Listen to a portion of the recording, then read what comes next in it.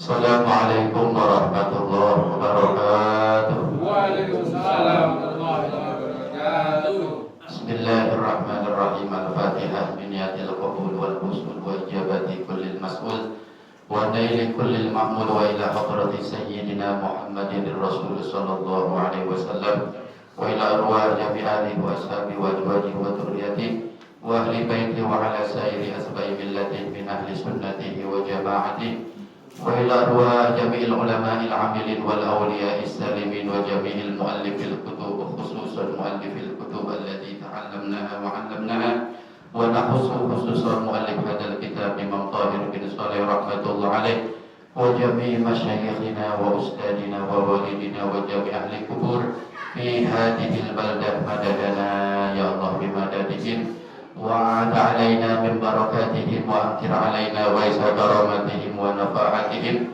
وفيوضاتهم في الدين والدنيا والآخرة شيء لله لهم الفاتحة أعوذ بالله من الشيطان الرجيم بسم الله الرحمن الرحيم الحمد لله رب العالمين الرحمن الرحيم مالك يوم الدين إياك نعبد وإياك نستعين اهدنا الصراط المستقيم صراط الذين أنعمت عليهم غير المغضوب عليهم ولا الضالين بسم الله الرحمن الرحيم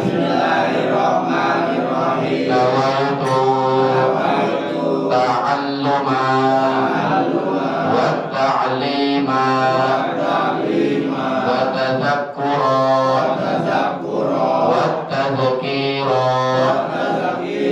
والنفع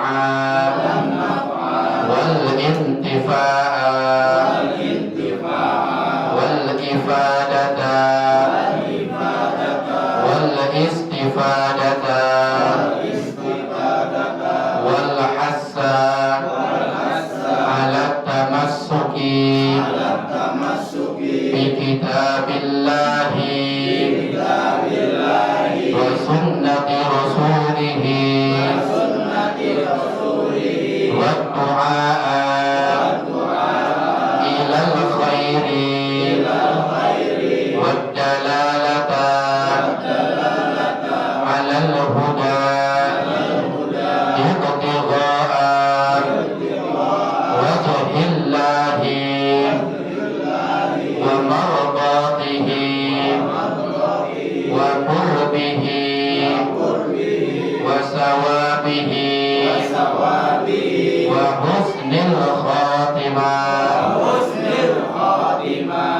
الحمد لله حسبي وكفى وصلاة وسلاما على حبيبه المصطفى وعلى آله وصحبه ومن اتقى سبحانك لا علم لنا إلا ما علمتنا إنك أنت العليم الحكيم ربنا يسر وأعن يا كريم وافتح بالحق وأنت فتاح العليم أما بعد Hadratul mukarramin, para alimil ulama, para ustaz, para kiai, para sesepuh, para tokoh masyarakat, wabil khusus yang sama-sama kita hormati, Ketua DKM Mushola As-Salihah beserta jajaran kepengurusan, Bapak RW dan yang hadir jamaah sekalian yang insya Allah dirahmati dan diberkahi oleh Allah Subhanahu wa Ta'ala. Amin amin ya rabbal alamin.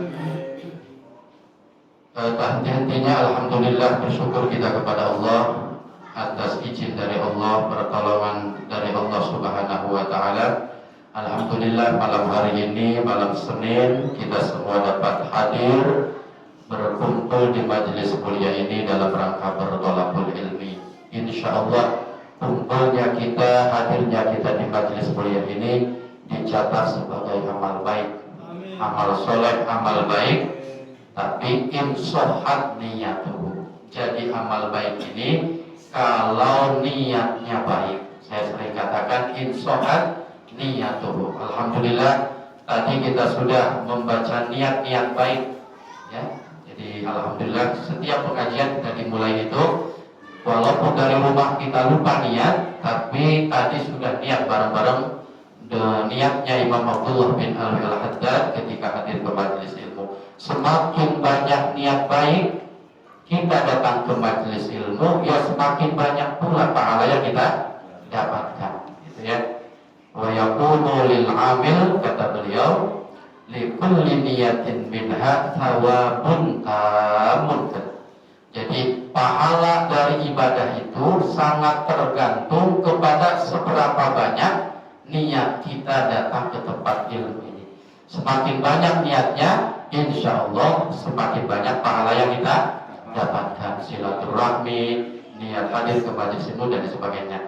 Nah, ada lagi sebagian ulama termasuk niat baik hadir ke majelis ilmu itu adalah li'ifrahil walidain, kata beliau. Jadi niatkan dari rumah datang ke majelis ilmu setelah tadi dibaca, tambahkan lagi dari rumah niat li'ifrahil walidain, untuk menyenangkan hati orang tua, katanya. Jadi bapak saya datang ke majelis ilmu ini, di samping nyari ilmu, niat juga nyenengin hati orang tua. Kok bisa nyenengin hati orang tua? Karena orang tua kita kalau mendengar atau melihat kita rajin di majelis ilmu, mereka senang.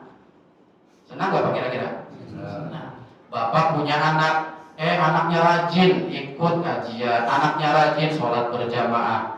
Kira-kira senang gak Pak? Senang. Lebih senang lagi kalau transfer kan. Udah rajin sholatnya, rajin transfernya untuk dunia akhirat, di dunia hasanah wa fil akhirati hasanah. Soalnya kalau nggak pakai transfer kurang lepas senangnya Pak ya. Betul nggak Pak? Jadi nggak melulu akhirat, jadi harus ada duniawinya. Jadi niatkan untuk menyenangkan hati orang tua kita. Jadi di samping kita nyari ilmu, dalam waktu bersamaan kita juga dapat pahala birrul walidain, menyenangkan atau berbakti kepada orang tua.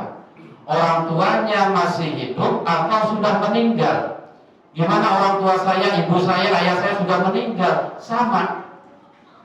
Mereka yang sudah meninggal pun senang melihat anak-anak yang ditinggalkannya beramal soleh, termasuk bertolak.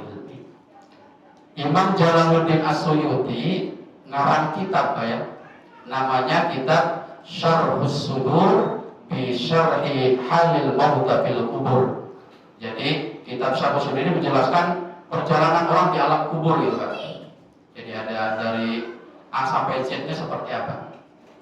Nah, kata Imam Jalaluddin As-Suyuti dalam kitab itu jelaskan Rasulullah itu ketika hidup bersabda, kata beliau.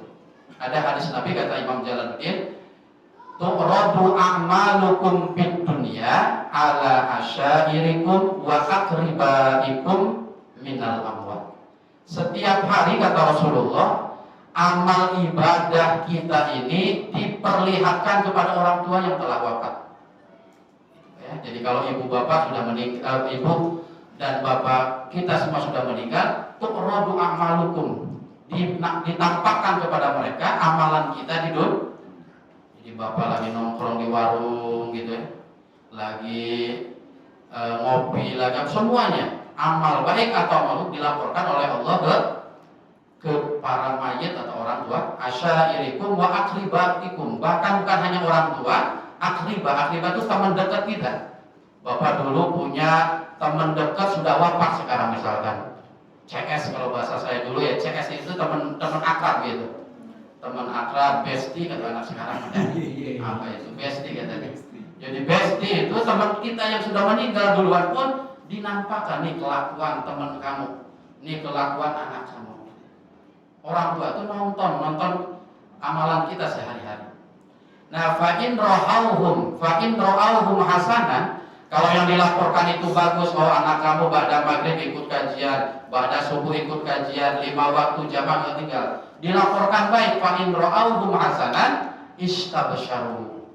Orang tua kita tuh istabsyaru, berseri-seri, bahagianya luar biasa di dalam kubur itu, melihat anak cucu yang ditinggalkannya beramal termasuk hadir ke majelis ilmu. Tapi fa'in ro'auhum ghairu hasanin, tapi kalau dilaporkannya main kartu, judi, main wadon, main semua yang tidak baik-baik misalkan, mereka menangis sedih Pak. Cuma gak kedengeran aja gitu ya. Mereka menangis, mereka sedih, meratapi, anak saya dari kecil diurus ya, sampai meninggal saya masih begitu-begitu saja. Jadi menangis, sedih, membuat sedih kita kepada orang tua yang telah meninggal, Sampai mereka waqalu, akhirnya mereka pun mendoakan kita dalam kubur. Waqalu, mereka pun mendoakan apa? Doanya mayit yang anaknya pada bandel di alam dunia ini, cucunya pada bandel di alam dunia ini. Doanya Allahumma la tumituhum hatta tahdiyahum. Kata ini orang tua kita yang kitanya masih nakal, ya Allah tolong jangan matikan anak saya dulu. La tumituhum, jangan matikan cucu saya dulu yang bandel itu. Hatta tahdiyahum, setelah engkau beri hidayah. Nanti kalau sudah soleh, sudah baik, baru matikan. Jadi kalau pengen panjang umur harus bandel dulu. Bagaimana ya? Doanya begitu. Orang tua kita mendoakannya la tumituhum hatta tahdiyahum. Itu dalam Syarh Ushul dijelaskan. Jadi orang tua kita itu Pak, perhatiannya itu sampai meninggal masih perhatian. Jadi masih ngeliatin. Malah kalau di dunia perhatian orang tua itu terbatas. Apalagi orang tuanya yang di kampung, nggak tahu kelakuan kita di sini Pak, gitu ya. Atau yang serumah gitu ya, di sini serumah sama orang tua, ya terbatas, nggak bisa non-stop 24 jam tuh. Kita kerja ya orang tua udah nggak bisa tahu kelakuan kita di luar. Jadi perhatian orang tua itu bukan hanya di dunia, tapi sampai di akhirat. Makanya Imam Abdullah bin Al-Haddad mengatakan ihtimamul amwat lil ahya asyaddu min ihtimamil ahya lil amwat. Kata beliau, perhatiannya orang tua ketika masih hidup, ketika sudah meninggal, asyaddu, lebih perhatian mereka kepada kita ketika masih hidup. Jadi dibandingkan perhatian orang tua ketika sudah wafat dengan ketika masih hidup, asyaddu, lebih perhatian mereka ketimbang ketika sudah meninggal. Karena 24 jam non-stop nonton kita dari bawah gitu ya.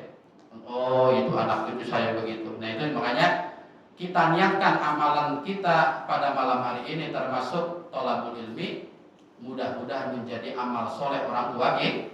Jadi jangan hanya Yasin yang dikirim pahalanya bagi yang yakin nyampe Pak ya. Karena ada saudara kita yang nggak yakin gitu ya, nggak yakin kalau nggak nyampe. Gitu. Nah ini jadi niatkan pula ya Allah mudah-mudahan pahala hadir ke majelis ilmu ini juga disampaikan pahalanya kepada orang tua kita yang telah wafat, bukan hanya Yasin saja, bukan hanya sedekah saja. Jadi mudah-mudahan hadir ke majelis ilmu ini pula termasuk bagian kita birrul walidain. Amin ya rabbal alamin. Bismillahirrahmanirrahim. Mari kita melanjutkan pembahasan bulan kemarin halaman 30. Ini mada yajibu lil anbiya alaihimus salatu wassalam. Di bulan kemarin kita sudah menjelaskan tentang sifat wajib bagi para rasul yang jumlahnya ada 4 ya. Kemarin sudah dijelaskan tentang sidiknya para rasul, jujurnya, benarnya para rasul. Yang kedua dijelaskan tentang amanahnya para rasul. Amanah artinya apa? Para rasul itu terjaga dari amalan-amalan yang tidak diridhoi oleh Allah Subhanahu wa taala. Tidak bermaksiat para rasul ini. Kemarin juga dijelaskan tentang bagaimana Nabi Adam makan buah khuldi ya, bagaimana Nabi Muhammad ketika kedatangan Abdullah ibnu Ummi Maktum ya, yang diabadikan dalam Al-Qur'an, abasa wa tawalla anja ahul a'ma. Itu 2 sifat wajib bagi para rasul. Nah yang ketiga yang kita akan jelaskan, jadi ketika kita mengucapkan wa asyhadu anna sayyidana Muhammadan Rasulullah, jadi ketika mengucapkan aku bersaksi, aku yakin bahwa Nabi Muhammad adalah utusan Allah, maka bersihkan di pikiran dan hati kita ada 9 sifat yang ada pada Rasul. Ada sifat wajib. Jadi kalau mendengar nama Muhammad Rasulullah atau Nabi Adam, Nabi Idris, terus 25 Rasul itu, maka kita harus ingat bahwa setiap Rasul itu punya sifat wajib 4. Punya sidik, punya amanah, punya tabligh dan fatwa. Semua Rasul, tidak hanya Nabi Muhammad gitu ya, Nabi Adam sampai Nabi terakhir Nabi Muhammad, semuanya punya 4 sifat ini. Nah yang ketiga adalah tabligh. Makna tabligh. Apa itu tabligh? Wa makna tablighi, adapun maknanya sifat tabligh bagi para rasul, qauluhum, adanya para rasul, bayyanu linnas. Jadi para rasul ini menjelaskan kepada manusia kullama amarahumullahu bibayanihi. Menjelaskan apa? Menjelaskan segala apa saja yang oleh Allah disuruh menjelaskannya. Karena ada ilmu yang oleh Allah disampaikan kepada para rasul tapi tidak disampaikan. Ilmunya rahasia, enggak disampaikan. Nanti akan dijelaskan ilmu apa saja yang disampaikan para rasul. Jadi intinya tabligh itu para nabi menyampaikan semua ilmu dari Allah yang oleh Allah ilmu itu harus disampaikan. Semua nabi punya tabligh, semua rasul memiliki sifat tabligh. Ahsanal bayani, ketika menyampaikan apa yang disampaikan oleh rasul ini, mereka menyampaikannya dengan sebaik-baiknya penyampaian.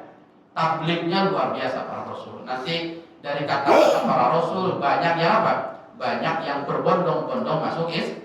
Karena apa? Karena ahsanal bayan. Kalau menjelaskan ilmu itu logis Rasulullah. Kalau menjelaskan agama itu enteng. Jadi akhirnya banyak orang yang berbondong-bondong masuk Islam. Termasuk kemampuan Rasulullah menyampaikan ajaran Islam. Falam yaktumu min dzalika syai'an.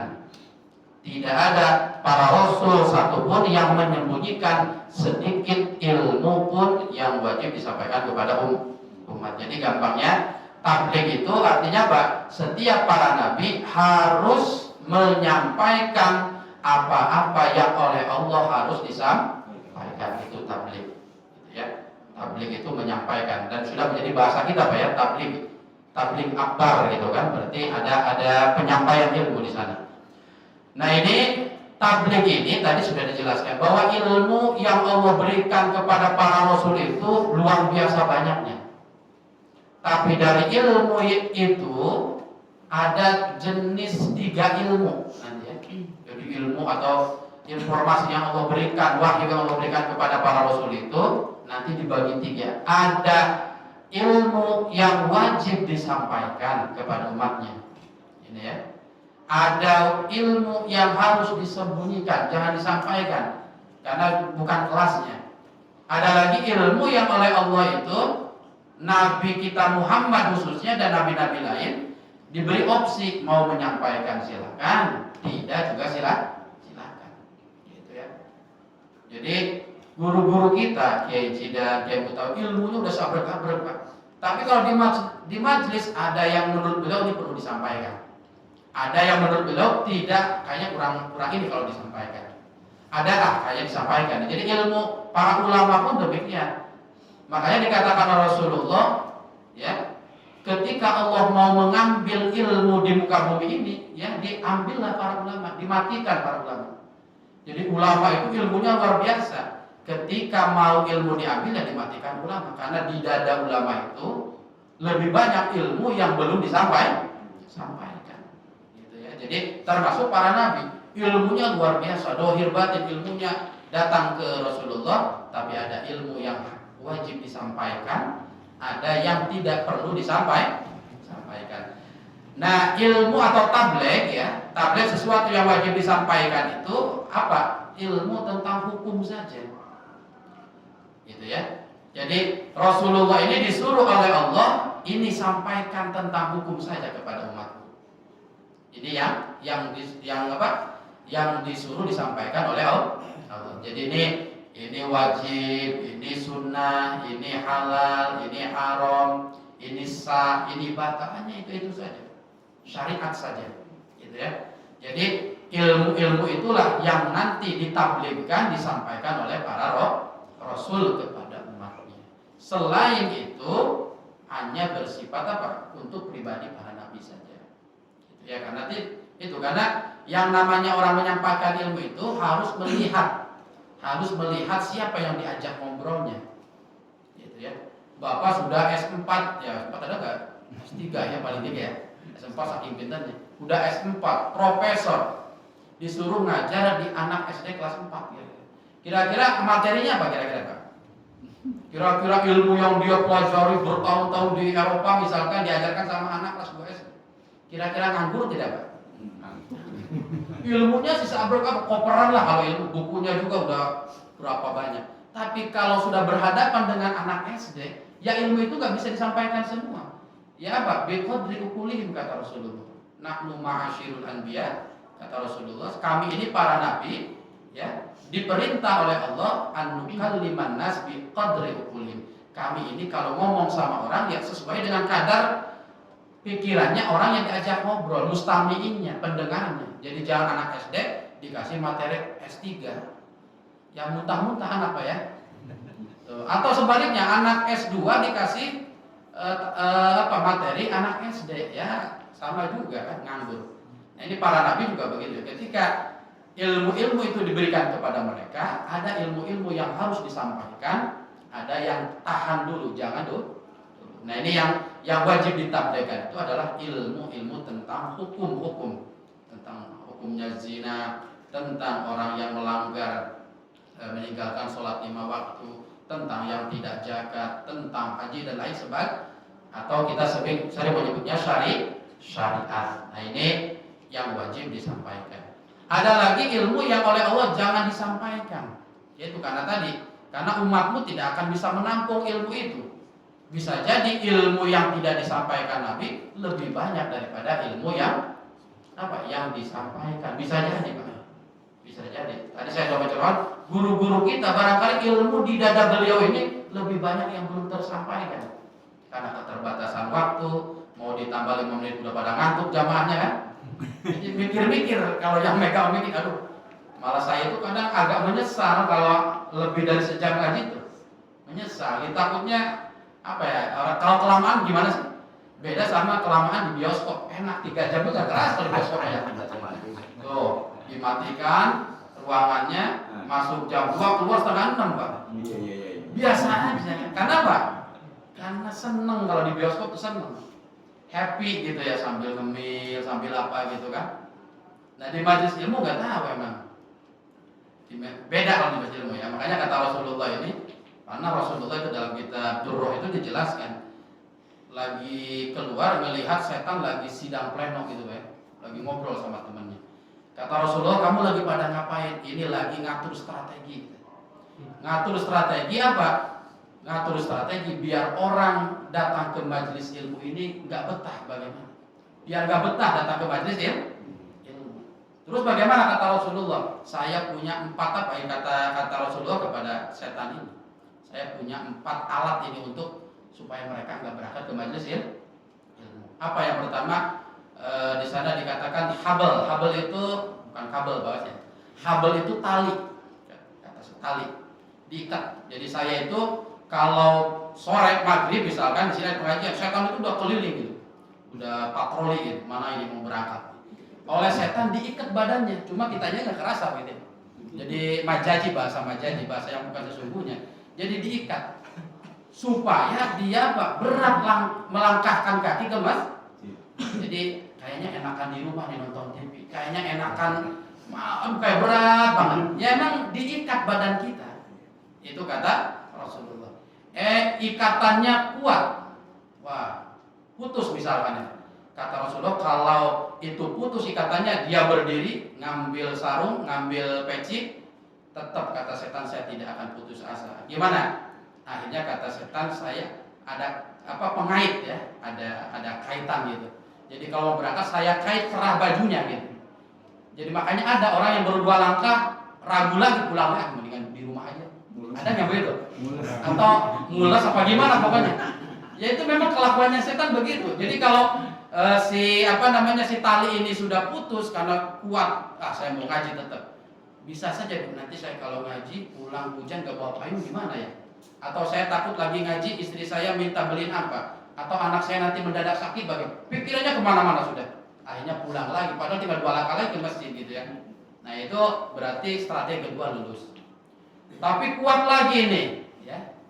Ketika kuat, setan tidak akan pernah berhenti kata Rasulullah. Karena setan itu punya 2 lagi alat. Apa alatnya? Paku katanya, mismar dalam bahasa hadis. Mismar itu paku. Ya. Jadi kalau sudah berangkat ke masjid, mendengarkan para guru menyampaikan ilmu, ditaburin itu mismar. Mismar itu paku. di pantatnya. Makanya kalau orang ngaji itu biasanya besar gitu ya, kayak nggak betah. Nah itu memang secara alal batin tapi kalau dicek nyari lumayan buat masang nggak lihat ini alal majaz ya. Jadi makanya orang kalau diam di majelis ilmu tuh gusar geser aja. Gusar geser selanjar selonjor gitu ya. Cerah kapan ini selesainya gitu kan. Ya memang itu mainannya setan begitu misalnya. Kapan nggak begitu geser lihat jam ini kapan bahwa alam biswabnya kapan ini lama banget gitu. Nah itu juga kuat nih duduknya kuat pancek gitu nggak kegoda. Yang terakhir kata setan ditaburin tepung katanya kan gitu ya. Kena mata udah ada ya jadi penyakitnya dua kalau nggak ngantuk yaitu resah gitu ya. Memang setan itu luar biasa. Nah itu jadi gangguannya memang paling gak seneng dan gak betah kita di majelis ilmu. Kenapa setan itu kalau menggoda orang ahli ilmu itu lebih serius.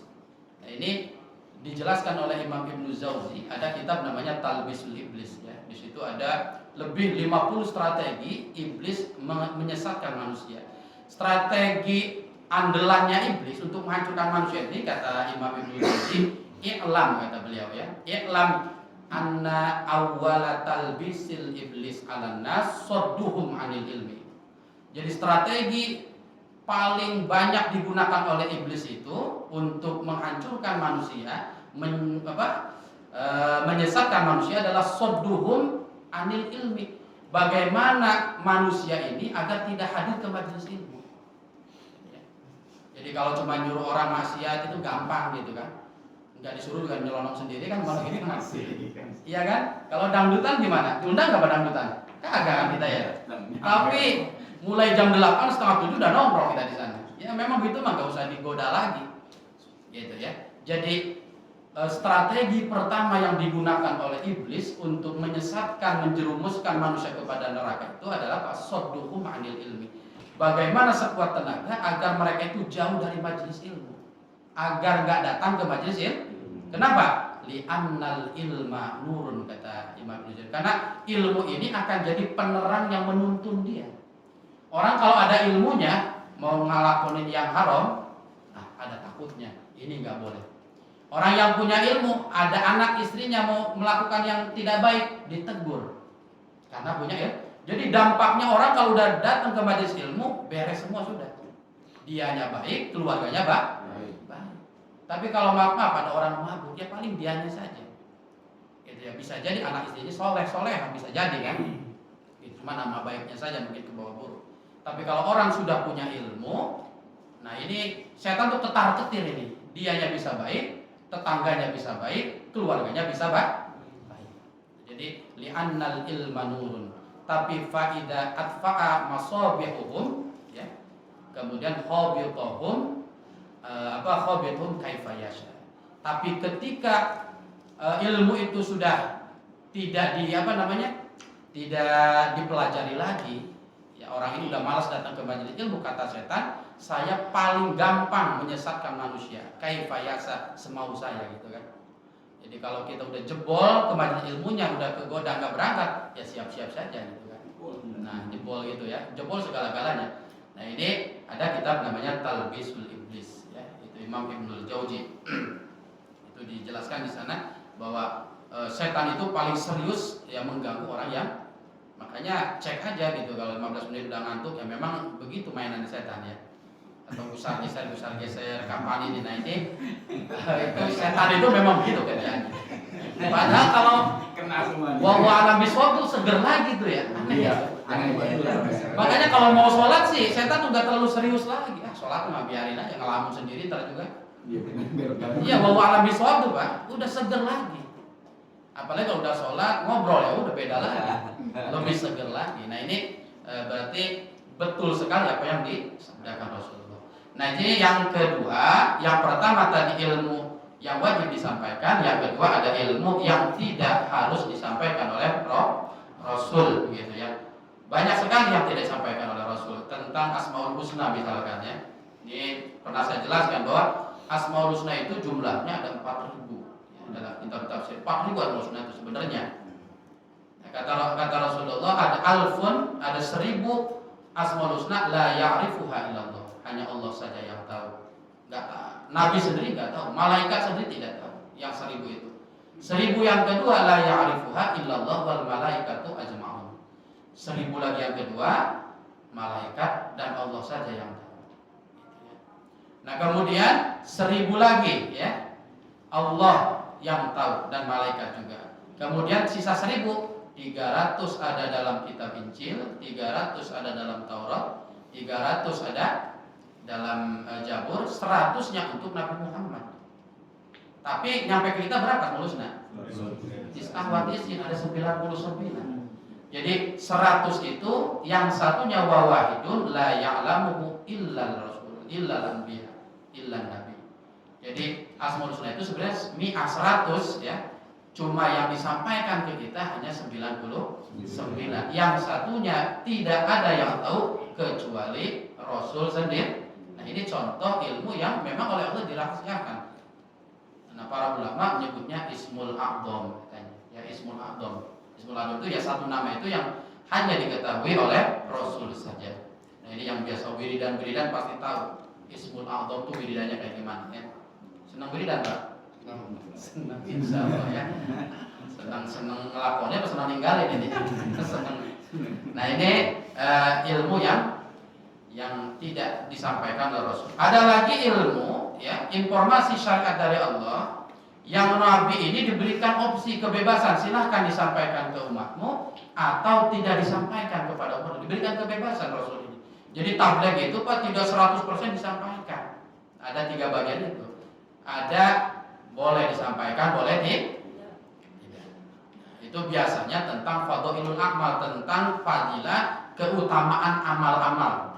Gitu ya. Kalau puasa bulan Rajab ini pahalanya begini, kalau sholat jamaah pahalanya begini. Tapi ada amalan-amalan yang oleh Rasul ini keutamanya tidak disebutkan, gitu ya. Ada amalan-amalan ibadah yang oleh Rasul ini keutamanya ini enggak, gitu ya. Tapi banyak sih memang disampaikan ya. Banyaknya sih kalau puasa, karena kita ini kelasnya kelas diiming-imingi Pak ya. Ibadah itu kalau enggak diiming-imingi ya males aja. Kalau nggak ada surga, kayaknya kita ya, kayaknya malas sholat Pak. Betul nggak Pak? Motivasi kita itu karena surga, masih kelasnya itu ya, bukan lillahi ta'ala, li ajlil jannah ya, wal inqadhi minan nar, agar selamat dari neraka. Ibadah itu masih hitung-hitungan gitu ya, masih hitung-hitungan. Kalau ibadah nanti dapat pahala, kalau ibadah nanti dapat surga, masih begitu, materialistis gitu ini ya, materialistis masih. Nah ini jadi, tapi ya itulah Rasulullah memang mengajarkan ada amalan-amalan yang nanti keutamanya ini, orang yang puasa ini nanti dapat ini, orang yang baca ya Ghani ya Hamid nanti dapat ini dan lain sebagainya. Tapi ada amalan yang tidak dibocorkan oleh Rasulullah apa? Tentang keutamaannya. Bahkan Rasulullah saking sayangnya kepada umat, setelah wafat pun masih memberikan informasi-informasi hadis kepada orang-orang yang bertemu dengan beliau setelah wafat. Jadi Rasulullah ini setelah wafat bukan berarti hadisnya berhenti. Ada orang-orang yang senang sholawat, orang yang bersih hatinya bermimpi Rasulullah gitu ya. Akhirnya dikabarkan nih ini tinggal begini amalan-amalan dari Rasul. Kita kan sering mendengar ya, mendengarkan misalkan ada habib, ada ulama, saya ini dapat sholawat ini bermimpi dari Rasulullah. Yang baca sholawat ini nanti bla bla bla bla itu berarti dari Rasul itu kan namanya hadis Pak ya. Aqwalun wa af'alun, apa saja yang disampaikan Rasul, yang dikerjakan Rasul namanya hadis. Nah Rasulullah setelah wafat pun tidak berhenti. Ada orang-orang soleh yang masih diberikan apa? Informasi-informasi dari Rasul. Dan kalau Rasulullah yang diketemui dalam mimpi, ya itu sudah benar Rasulullah ya. Tidak mungkin makhluk lain bisa menyerupai Rasulullah. Ada ulama namanya Imam Abdullah bin Ali Al-Haddad. Beliau bermimpi dan ini barangkali orang guru-guru kita sering disampaikan. Ini contoh bahwa fadilah amal ya atau keutamaan amal ini disampaikan oleh Rasulullah bukan hanya ketika masih hidup. Ketika wafat pun oleh beliau disampaikan kepada para anak keturunnya atau kepada para ulama. Imam Abdullah bin Ali Al-Haddad ini mimpi bertemu dengan Rasulullah Mimpinya apa? Kata Imam Abdullah bin Al-Haddad, ya Rasulullah, sampaikan kepadaku hadis, yang hadis ini belum engkau sampaikan kepada para sahabatmu dulu ketika sahabat masih hidup. Spesial untuk saya. Jadi siapapun umatmu termasuk sahabatmu belum pernah mendengarkan hadis yang akan kau sampaikan kepadaku dalam mimpi ini. Nah, karena sayangnya Rasulullah, Imam Abdullah bin Al-Haddad ya disampaikan hadis, dan ini sangat populer sekali ya. Di antara hadisnya oleh Rasulullah disampaikan, siapa yang membawa suhbah itu tasbih ya, subhah bukan subhah ya, subhah membawa tasbih yang biasa begitu. Nah, kata Rasulullah ya, dzakiran aw lam yadhkur katabahullahu minadz-dzakirin. Itu disampaikan kepada Imam Abdullah bin Al-Haddad. Siapa saja orang membawa tasbih, tasbih itu digunakan untuk berzikir, atau wa illam yadhkur, atau tidak dibaca untuk dikir, cuma dikantongin saja atau dikalungin saja di sini, atau di apa tuh orang yang Pak di sini ya, gelang gitu. Nah, itu kata bahullah minadz-dzakirin, dia dicatat seperti orang berzikir. Gitu ya. Makanya walaupun kagak dibaca, kita berbuka. iya, tapi jangan gede-gede banget ya. Amal apalagi tadi ya. Selalu kayak dibotakin maksudnya siapa gitu kan. Nah, jadi makanya orang-orang soleh, para habib, para ulama tuh kadang walaupun kadang gak dibaca, di kantungnya pasti ada tasbih. Karena apa? Kata bahu minadz-dzakirin, kata bahu Allah minadz-dzakirin. Allah catat dia seperti orang yang berzikir, seperti orang yang baca tasbih. Nah, gitu ya. Jadi kemana-mana bawa tasbih, kantongin saja gitu ya. Tapi kan masa iya dikantongin mulu kan? Harus ada peningkatan, dipegang itu tasbihnya. Jadi walaupun lidah Bapak tidak subhanallah, alhamdulillah, tetap dicatat oleh Allah seperti orang yang membaca tasbih. Jadi harus ada sekarang gerakan membawa tasbih, bukan gerakan membaca tasbih. Sudah membaca tasbih mah kayaknya agak ini gitu ya, masing-masing. Kan bawa tasbih mah bisa gitu Pak ya. Cuma pokoknya dikantongin ya. Kalau lagi nganggur ya iseng-iseng diambil baca, ada teman dikantongin lagi. Ya biar begitu, tidak perlu binatang. Itu hadis Rasulullah kepada Imam Abdullah bin Al-Haddad, keutamaan membawa tas itu luar biasa.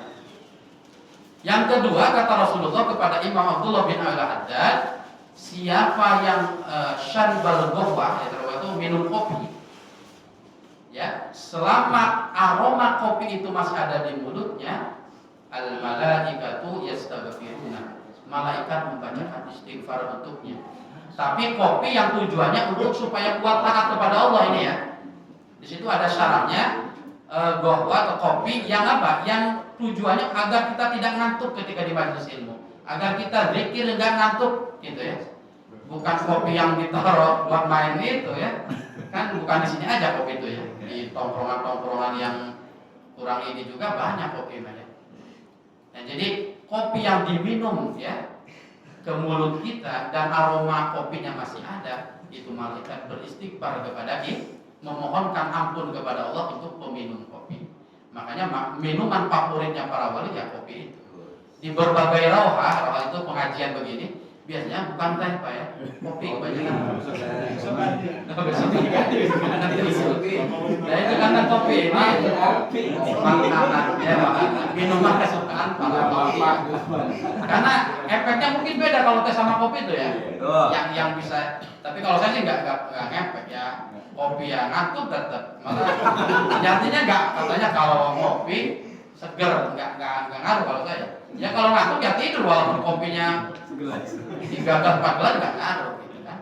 Nggak bisa gitu, nggak bisa tidur itu nggak berlaku bagi saya. Nah itu, tapi kalau di kajian-kajian para habaib itu kopi biasanya ya, makanan ini minumannya tuh kopi, karena kopi ini ya tadi karena ada hadis itu aroma kopi, jadi nggak disebutkan teh gitu ya. Jadi teh ini walaupun sampai subuh masih ada aromanya, nggak diistighfari sama malaikat. Ghawwa hadisnya bukan saya itu teh ya. Itu yang kedua. Yang ketiga kata Imam Abdullah bin Al-Haddad, saya diberi lagi hadis, barang siapa yang ziarah ke orang alim, ke ulama, ke para wali, apakah ulama itu masih hidup atau sudah wafat, maka terhitung ibadah sab'ina sanah, 70 tahun. Jadi Bapak misalkan ada ulama, ada kiai di sini, sowan. Kalau sowan itu apa sih? Silaturahmi. Itu pahalanya 70 tahun ibadah. Atau ada guru Bapak dulu atau kiai Bapak atau ada habib datang ke kuburannya ziarah juga sama. Masih hidup atau sudah wafat, pahalanya sama, sabaina sanatan 70 tahun. Jadi Bapak kalau malas ibadah udah ziarah aja ke habib siapa, ke wali siapa, atau ke kiai siapa yang masih hidup. 70 tahun langsung Pak. Ibadah terus, bisa nggak 70 tahun ibadah terus? Jangan 70 sehari full ibadah nggak bisa kita Pak ya. Nggak bisa. Nah ini itu contoh bahwa ilmu Allah diberikan kepada para rasul, tapi disampaikannya setelah rasul wafat kepada umatnya, dan banyak sekali hadis-hadis seperti itu. Nah kemudian tabligh ini oleh para rasul disampaikan kepada umat ini kepada siapa? Jadi tidak hanya manusia pada dia yang dapat syariatnya Rasulullah. Makanya dalam Al-Qur'an wa ma khalaqtul jinna wal insa illa liya'budun. Jin dan manusia ini diciptakan untuk ibadah. Gak mungkin jin bisa ibadah, gak mungkin manusia bisa ibadah kalau tidak ada tabligh ilmu dari Rasulullah. Bahkan Rasulullah diutus bukan hanya kepada jin dan manusia, ila kafatil khalqi, kepada seluruh makhluk, gitu ya, kepada seluruh makhluk. Tapi secara garis besar jin manusia inilah yang disuruh benar-benar ibadah kepada Allah. Jadi hanya jin dan manusia yang disuruh ibadah benar-benar oleh Allah. Ini kepada mereka risalah Rasulullah kepada manusia nyampe, kepada jin juga nyampe. Tapi tentu ada bedanya nanti kepada jin manusia. Kalau jin itu ya dalam ada akamul marzan fi akamil jan kitab itu ya. Jadi kalau jin itu Pak semenjak lahir jam 11, jam 10 nih. Lahir jam 10, jam 12 sudah wajib sholat kalau jin. Gitu Pak ya. Bedanya jin dan manusia itu jadi ketika lahir langsung dikasih syariat, diajarkan syariat, 2 jam kemudian langsung ibadah. Beda dengan manusia. Kalau manusia kan apa dulu? Ada anak-anak, masak anak-anak dulu, bayi dulu gitu ya. Kemudian nanti disuruh sholat tuh kalau usia 7 tahun ya. Itu pun nggak kencang gitu Bu. Nyuruh-nyuruh aja, belum kencang. Nanti kalau sudah 10 tahun agak ada hukuman gitu ya, walaupun hukuman yang tidak melukai, dorbul takdib ya, pukulan yang kalau melanggar ya disanksi, tapi sanksi yang tidak menyakiti. Nah baru mulai benar-benar sholat itu kalau udah balik. Jadi ada tahapannya. 15 tahun kemudian baru apa? Baru bisa melaksanakan sepenuhnya syariat agama Allah. Tapi kalau jin ya dalam akamul marjan itu, jin itu dilahirkan hari itu, beberapa menit kemudian, beberapa jam kemudian setelah nyampe syariat Rasulullah langsung ibadah. Kenapa? Karena jin itu Pak beda dengan manusia. Jadi lahir itu ya langsung bisa jalan, langsung kuat badannya. Kalau kita lemah dulu. Bedanya begitu. Kenapa sih kalau jin lahir langsung ibadah, lahir datang syariat langsung ibadah. Jadi jin itu kayak apa sih? Kayak ayam. Tahu ayam Pak? Kalau netes dari telur gimana tuh? Apa ke imunisasi dulu gitu ya, digendong-gendong enggak. Pecah ayam dari telur jadi ayam itu ya langsung bisa jalan. Nah, jin itu perumpamannya seperti itu, seperti ayam. Jadi pas lahir brojol itu ya langsung bisa selfie mungkin kan, langsung segala-gala. Makanya pantas kalau beberapa menit, beberapa jam kemudian langsung disyariatkan ibadah. Nah, tapi walaupun ibadahnya luar biasa, jin itu sealim-alimnya jin, sesoleh-solehnya jin kalau dibandingin sama manusia jauh banget, Pak. Jauh banget. Senakal-nakalnya manusia kalau dibandingin sama soleh-solehnya jin, masih hebatan nakal-nakalnya manusia. Jadi levelnya di bawah kita jin tuh. Makanya jangan aneh kalau ada ulama katanya dia yang ngajinya para jin. Ya memang mereka tuh di bawah kita levelnya. Di bawah kita. Jadi sealim-alimnya jin belum bisa mengalahkan alimnya manusia. Laqad karramna bani Adam, yaitu bukti memuliakan Allah kepada keturunan Nabi Adam ini sampai tidak ada ahli ibadahnya jin mengalahkan ahli ibadahnya manusia. Nah itu jin ya. Jin itu juga sama seperti kita, datang kepada mereka syariat, bahkan mereka beban melakukan ibadahnya sejak dilahirkan sampai meninggal gitu ya. nanti pada waktu yang telah ditentukan. Dan jin ini luar biasa gitu. Ada yang mengatakan bagaimana hukumnya jual beli jin katanya. Ada jual beli jin gitu ya. Ya jin jual beli jin bagaimana Pak hukumnya? Gitu ya, trafficking gitu, jual manusia kan jual beli manusia ya. Ya sampai di pesantren sih kadang jadi bercandaan gitu ya. Jual beli jin itu ya tergantung mereknya. Kalau mereknya Lepis nggak apa-apa dijual belikan. Kalau jin merek Lepis atau Leha atau apa itu ya, boleh gitu Pak. Jadi kalau ada yang nanya, ini sebenarnya bercandaan saya dulu ketika di pesantren, jual beli jin gitu. Ya kalau jinnya merek Lepis boleh diperjualbelikan. Gitu Pak ya. Punya Pak jin. Banyak ya. Jinnya banyak nggak? Banyak sekali gitu ya. Lepis, maksudnya jin lepis bukan jin itu. Jin ibrit bukan. Jadi celana itu. Jadi jual beli jin boleh asal mereknya lepis.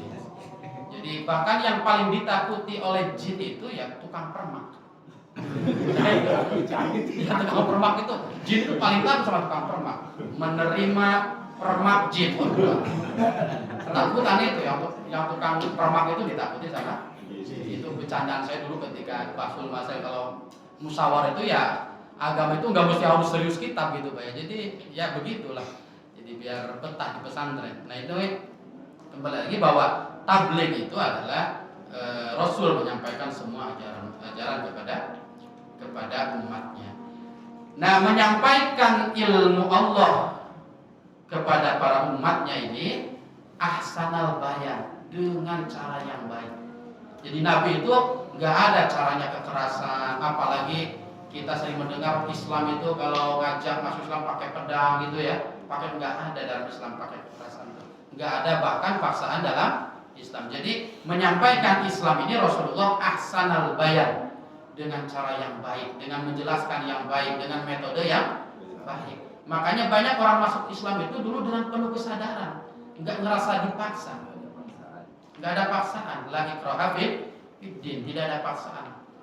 Itu datang kepada Rasulullah seorang laki-laki, ya Rasulullah, saya ini kalau perhatikan ajaran Islam itu logis semua. Saya itu tertarik sama Islam, sudah tertarik sejak lama, gitu ya. Islam itu agama yang ajarannya itu benar-benar menghargai manusia, ya, memanusiakan manusia, benar sekali. Tapi saya ini kalau mau masuk Islam masih ragu. Kata siapa? Kata lelaki, masih ragu saya masuk. Kenapa engkau masih ragu masuk Islam? Karena saya ini mau masuk Islam belum bisa meninggalkan 3 perkara. Jadi saya ini 3 perkara ini saya nggak bisa ninggalin. Padahal di Islam nggak boleh gitu kan. Apa 3 perkara itu kata Rasulullah? 1, zina katanya. Saya, kalau urusan wadon begitu nggak kuat saya. Kata sahabat. Jadi zaman dulu sudah ada yang laki-laki nggak kuat dari perempuan. Sekarang ada banyak malah yang mungkin. Yang kedua, mabuk-mabukan. Saya nggak bisa ninggalin minuman keras, gitu ya.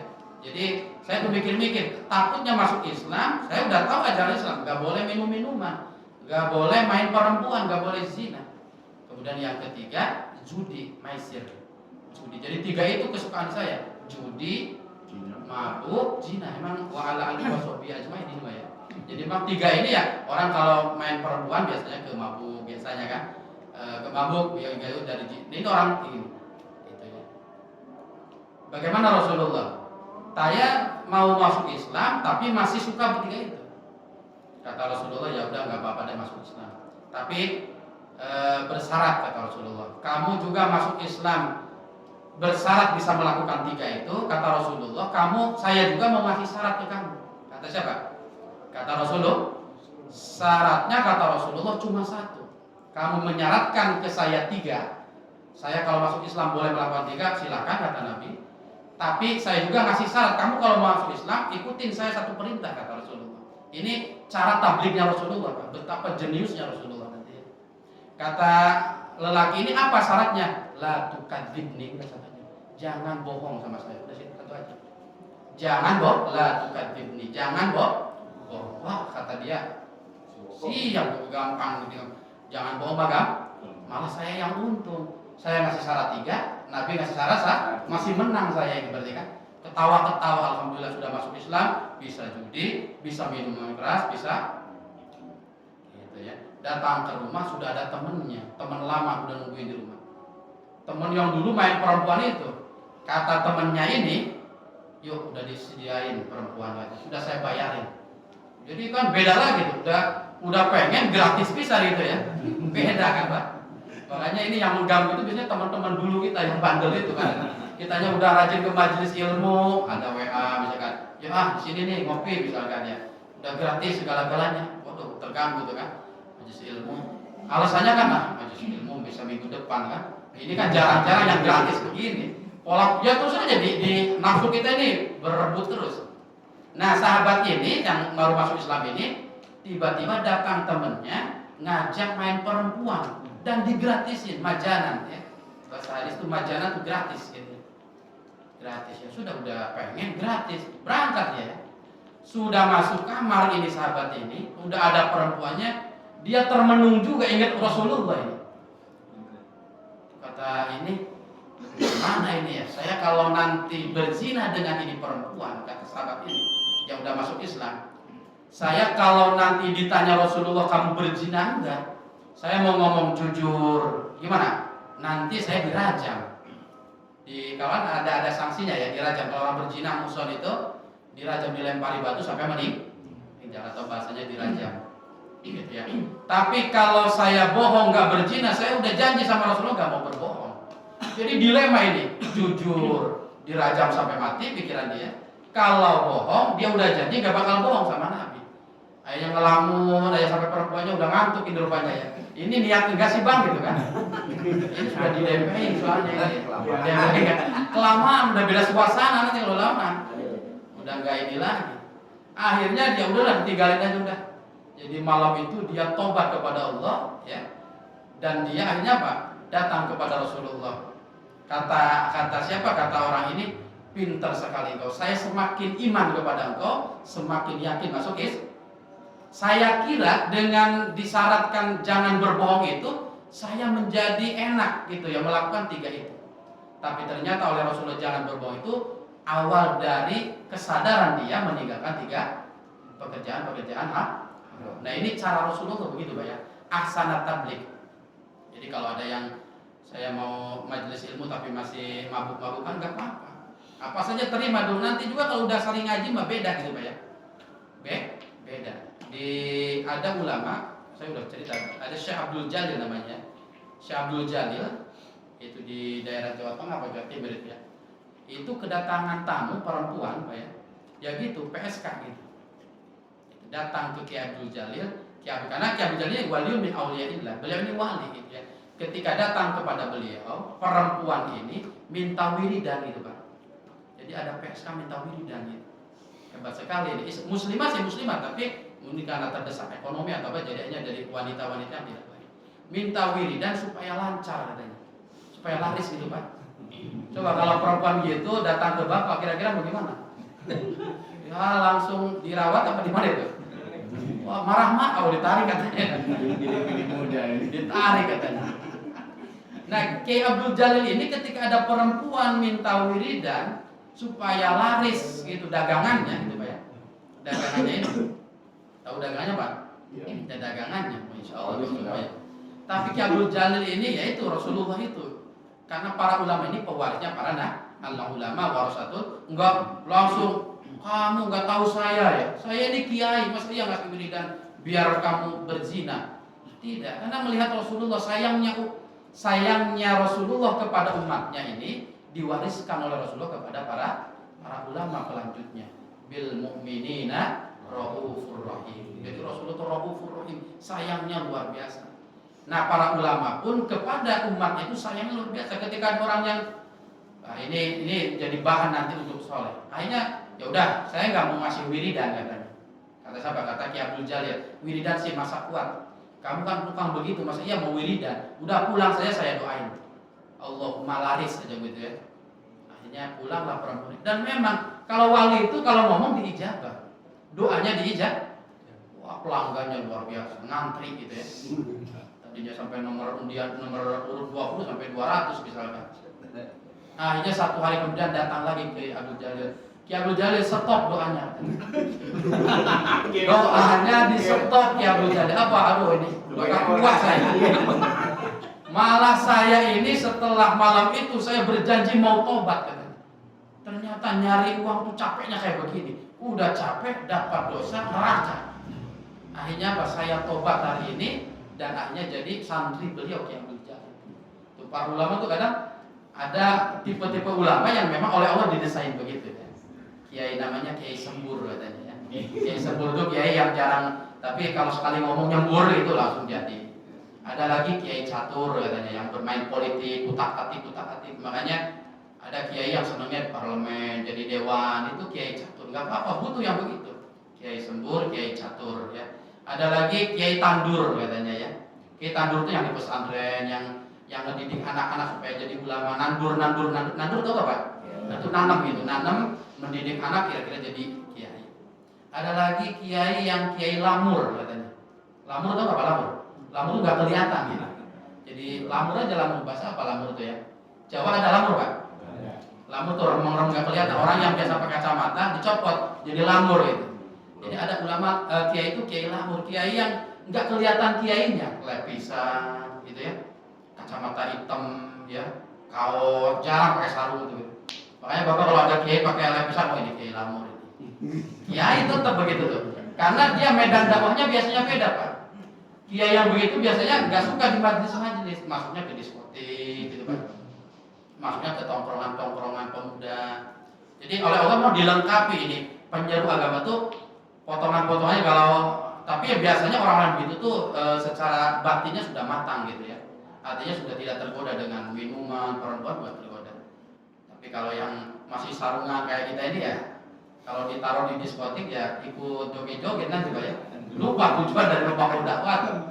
Nah ini nah itulah jadi ada ulama-ulama yang memang didesain oleh Allah untuk menyadarkan umat dengan cara begitu. Kiai-kiai Sembur itu ya.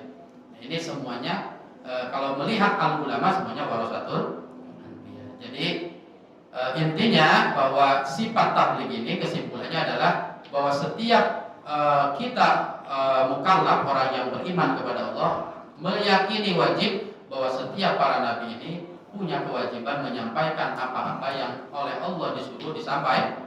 Ada yang tidak disampaikan, ada yang para rasul ini dikasih opsi, silakan disampaikan atau tidak.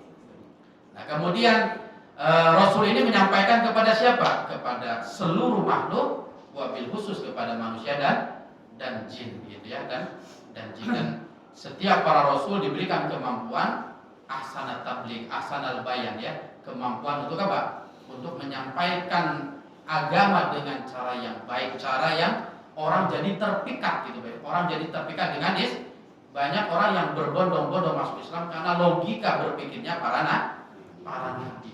Umar bin Khattab itu diajak sama Abu Bakar, temannya nggak mau masuk Islam. Ayo masuk Islam, yuk, nggak mau. Tapi oleh Rasulullah dikasih kata-kata itu langsung mikir Umar bin Khattab. Didatangi Umar bin Khattab oleh Rasulullah, ya hakikatnya dari Allah Pak ya hidayah itu, tapi proses dapat hidayah itu oleh Rasulullah Pak. Dikatakan Umar ya, kata Rasulullah, ya Umar anta alim.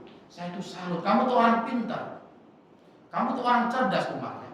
Di kampung ini mengakui kecerdasan kamu. Memang Umar bin Khattab cerdas, bukan hanya berani tapi cerdasnya luar biasa Umar bin Khattab itu. Makanya nanti jadi khalifah itu memang kecerdasnya bukan hanya berani saja. Karena pemimpin kalau cuma berani juga nggak baik Pak ya, harus punya ilmu juga.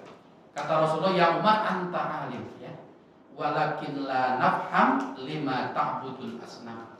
Tapi saya nggak habis pikir, orang sepinter kamu kok bisa-bisanya nyembah berhala? Ya, kok bisa-bisanya kamu nyembah berhala? Umar bin Khattab, kenapa emang saya nyembah berhala? Coba kamu kalau nyembah patung, kata Rasulullah ya, nyembah patung kata Rasulullah. Kemudian patung itu tiba-tiba ya namanya hidungnya patah. Hidungnya namanya patung Pak ya, bisa patah. Kemudian setelah patah ngapain? Ya saya tambal, saya ambil lem ditambal. Kemudian kalau telinganya patah juga saya lemin lagi. Kalau kakinya patah, jadi sebenarnya yang Tuhan itu kamu apa dia sebenarnya? Tuhan itu sebenarnya yang harus mengurus kita. Kok kamu yang repot ngurusin Tuhan gitu kan? Jadi logika Rasulullah tuh ya. Akhirnya Umar bin Khattab jadi nggak bisa tidur jawabin begitu. Ya juga. Masa saya ini hambanya tapi saya yang repot ngurusin Tuhan saya. Maksud nggak maksudnya Pak? Nah, dikasih logika berpikir begitu, turunlah hidayah Allah. Jadi setelah oleh Abu Bakar nggak masuk Islam, oleh tablignya Rasulullah, asana tablignya Rasulullah, Umar bin Khattab bisa masuk Islam. Jadi para mubaligh ini memang harus punya, tidak hanya punya ilmu gitu Pak ya, harus punya strategi penyampaian ilmu.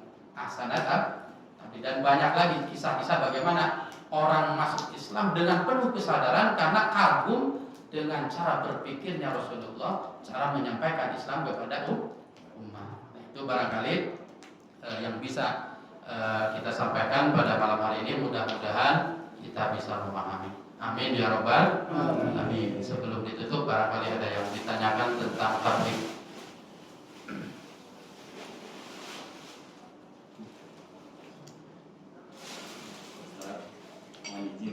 Oh ya. Sudah enggak ada ya? Sudah cukup. Ya, sudah terganggu. Nah, ngasih kotak udah ya.